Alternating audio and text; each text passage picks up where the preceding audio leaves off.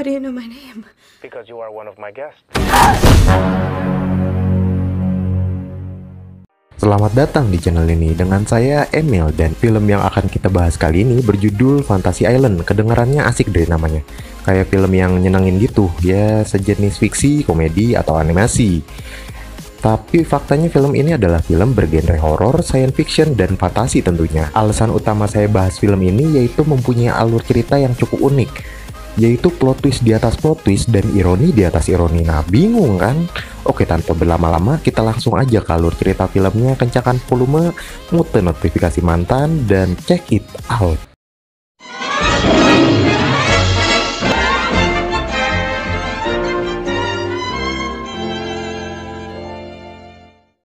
Di hari yang cerah, tampaklah sebuah pesawat membawa para tamu. Mereka disambut bagaikan raja dan ratu. Setelah beberapa saat mereka bersapa senyum dengan para customer service, mereka diantarkan ke kamarnya masing-masing. Lalu mbak-mbak kecil nan mungil ini membawa sebuah foto dengan seekor pria, dan kita akan bahas ini nanti. Satu hal yang sangat ikonik di pulau ini bahwa semua fantasi atau sebuah harapan yang mustahil bisa menjadi kenyataan di sini. Kemudian malam pun tiba, mereka berkumpul di sebuah bar. This all works. I was wondering that myself. Virtual reality, obviously. Maybe it's like LARP. Live action role playing is actually pretty fun. Tak selang beberapa lama, datanglah pengolah pulau ini yang bernama Mr. Rourke. Dan dia adalah pemandu sekaligus pengurus setiap segala sesuatu yang berkaitan dengan mimpi dan fantasi orang-orang yang datang di pulau ini. Kemudian dia menjelaskan ada dua peraturan di pulau ini. Yang pertama, satu fantasi per tamu. Dan yang kedua, jalani fantasi itu sampai selesai. Dan faktanya, setiap sesuatu selalu berpasang-pasangan. Ada siang dan malam, susah dan senang, dan kamu dengan aku. Lalu dimulai dari dua orang kakak beradik ini yang belum saya sebutkan namanya. Si kakak bernama Jidi, karena ribet kita kasih nama dia DJ aja. Dan si adik bernama Brex. Awalnya mereka mengadu kalau belum mendapatkan kamar, dan Rourke mengatakan bahwa mereka tidak akan memiliki kamar karena fantasi mereka atau mimpi mereka akan dimulai malam ini juga.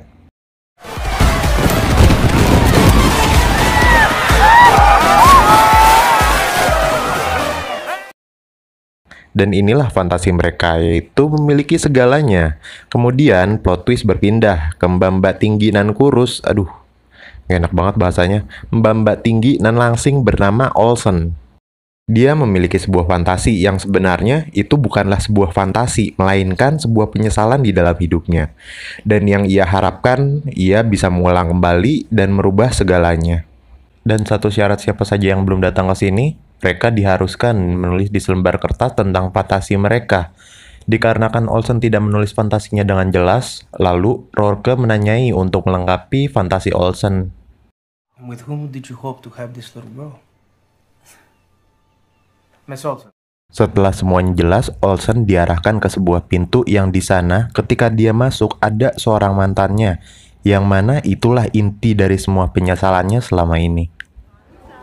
You flew him in? You knew? Almost thought you stood me up.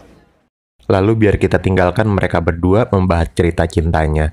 Kita lanjut ke sisi lain, di mana dua orang yang belum saya sebutkan namanya, si cewek bernama Melanie, dan si cowok bernama si Patrick tanpa saus tartar. Si Patrick bercerita tentang cita-citanya menjadi tentara, dan jikalau tidak diperbolehkan, dia akan menjadi pengangguran seperti saya. Tapi ibunya memaksa untuk dia menjadi polisi. Dilanjut dengan si Melanie yang bercerita tentang fantasinya, yang ingin membalaskan dendam kepada sosok teman di sekolahnya di masa SMA, yaitu seorang yang selalu membulinya. Oke, sampai di sini kita mengetahui bahwa si Melanie adalah seorang sosok yang pendendam. This is more exciting than riding a roller coaster. Mr. Sullivan, do you mind giving us some privacy? I need... Kemudian Tuan Rourke pun datang, lalu mengantarkan Melanie dan Patrick ke fantasinya masing-masing. Melanie menaiki lift dan tiba di sebuah ruangan, di mana ada teman SMA-nya yang selalu membuli dia dalam keadaan terikat dan siap untuk disiksa.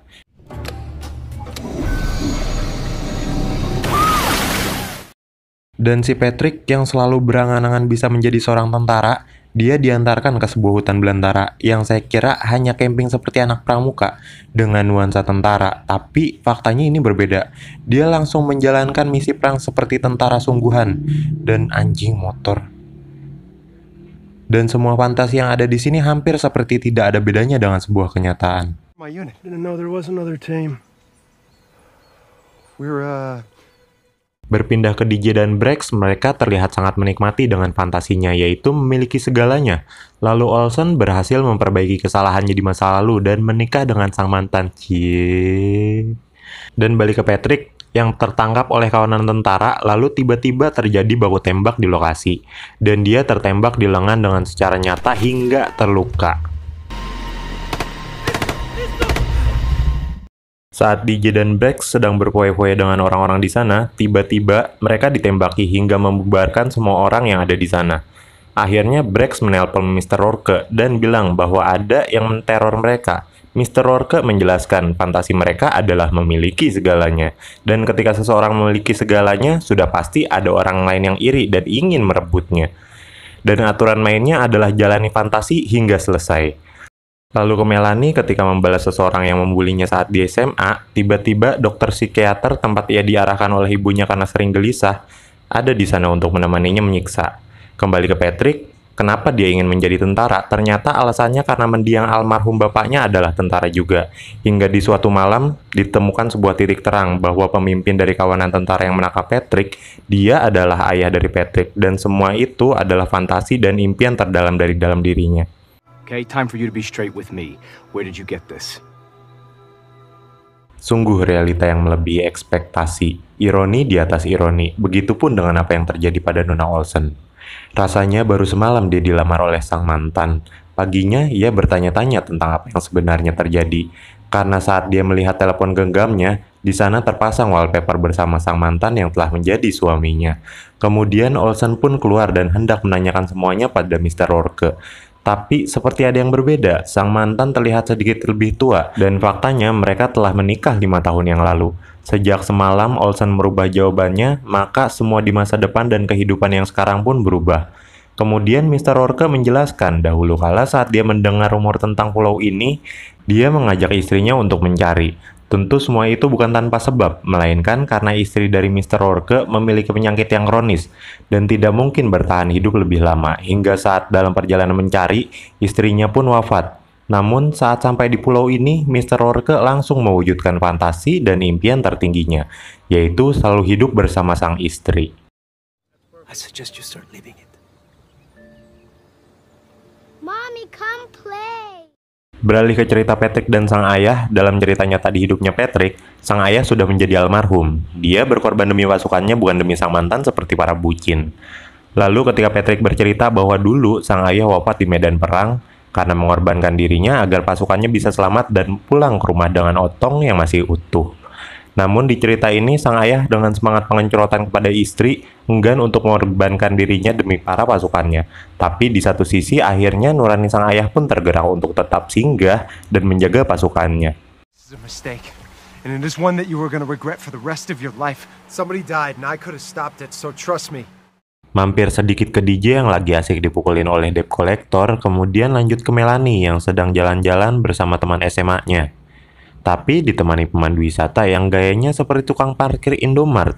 Lalu mereka diajak masuk ke dalam gua sungguhan, bukan gua kenikmatan. Dan di sanalah mereka diberitahu tentang inti kekuatan dari pulau ini. Sebongkah batu akik besar yang mereka bisa lihat fantasi-fantasi mereka di dalamnya. Lalu temannya Melanie melihat bahwa dialah dalang dari semuanya yang terjadi pada dirinya. Si Kuncen juga mengatakan memang semua berjalan sangat indah di awalnya. Dan perlahan tapi pasti, semua akan berubah menjadi seperti mimpi buruk di siang bolong. I want my fantasy. Miss Olsen, you have to stop. I'm not asking for a new one. I'm asking for... Pindah ke Olsen, dia bilang ke Mr. Rourke untuk membenarkan fantasi yang paling membuat dia menyesal, yaitu tidak berusaha menyelamatkan Nick dari kebakaran dengan sekuat tenaga. Siapa itu Nick? Tenang aja, aku bisa jelasin kok, tapi nanti ya. Dan semua yang berlibur ke pulau adalah orang yang ikut juga dalam acara kremasinya Nick bersama apartemennya. Lalu berpindah ke Patrick, ternyata sebuah misi yang membuat ayahnya menjadi almarhum adalah misi saat di Venezuela. Dan di sana juga turut jatuh korban yang lainnya, yaitu DJ karena bayarannya rendah, lalu dia meninggal. Jenny? Kemudian semua tamu berkumpul lagi di bar pulau dan Olsen juga menyadari bahwa mereka semua ada di dalam fantasi seseorang. Olsen mengatakan kepada Rourke agar membatalkan fantasi tersebut, tapi Rourke tidak punya pilihan untuk bisa membatalkan fantasi itu, karena menyangkut dengan nyawa mendiang almarhum sang istri yang sedang di Edo Tensei. With your deaths, your lives for Nix, if that's what the island demands. Call it off. You know I do not help you. Satu hal yang perlu kita tahu, semua yang ada di sana punya andil kesalahan atas hilangnya nyawa Nick. Ya namanya juga cowok, kalau nggak selalu salah ya nggak pernah benar. Setelah keadaan mereka terpojok, lalu Natalie mengusulkan untuk menghancurkan inti kekuatan dari pulau ini, yaitu batu akik yang saya sebutkan sebelumnya. Mereka mulai masuk ke dalam gua dan di sini mulai banyak jump scare. Hati-hati kaget ya. Nanti kalau ada jump scare saya kasih tahu kok. Nggak asik kan kalau kalian jantungan karena nonton video saya, bukan nonton pacar lagi jalan bareng sama yang lain. Yeah.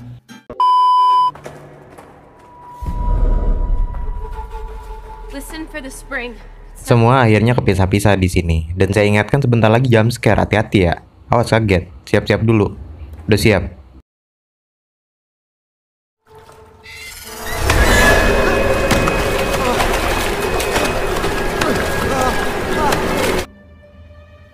I will never be you again.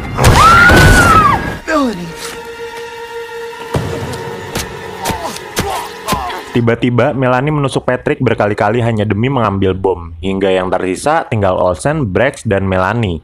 Dan inilah inti dari semua kegaduhan yang terjadi. Melanie adalah dalang dari semuanya, karena faktanya ini semua adalah fantasinya. Kenapa begitu? Karena almarhum Nick adalah sosok pria yang sedang PDKT dengan Melanie. Di hari pertama Nick dan Melanie berkencan, Nick tidak datang dan menjadi manusia panggang tanpa tulang lunak. Alasan Nick mati terbakar di apartemen adalah Olsen lupa mematikan kompor di apartemen dan menyebabkan kebakaran. Patrick, si polisi yang tak mau menyelamatkan Nick saat kebakaran. DJ dan Brex meninggalkan Nick di kamar karena dikiranya Nick pergi berkencan, dan teman SMA Melanie, dia yang paling besar andil menjadikan kepribadian Melanie hancur. Sampai akhirnya Olsen dan Brex dan temannya Melanie berhasil melepaskan diri menuju inti pusat kekuatan pulau. Hingga mereka sampai di inti pulau, tapi Melanie datang lagi dengan antek-anteknya. Tapi Rourke juga datang dan bilang kalau semua tamu dapat satu fantasi, dan Sloan yaitu temannya Melanie belum mendapatkan fantasinya. Lalu dia mengatakan kalau fantasinya agar Melanie dan Nick dapat bersama selamanya. Kemudian Melanie dicekik dan dibawa ke dalam air bersama dengan jinnya Nick. Akhirnya selesai, tapi Brex dengan kesedihan yang mendalam karena DJ mati di sana. Lalu Rourke mengatakan secara tidak langsung, Brex hanya mengikuti fantasinya DJ di awal. Dan dia masih memiliki satu fantasi dan satu syarat agar sebuah fantasi senantiasa tetap berjalan. Orang yang menginginkannya harus tetap di pulau dan Brex berfantasi agar DJ hidup lagi. Dan begitulah cerita selesai. JD!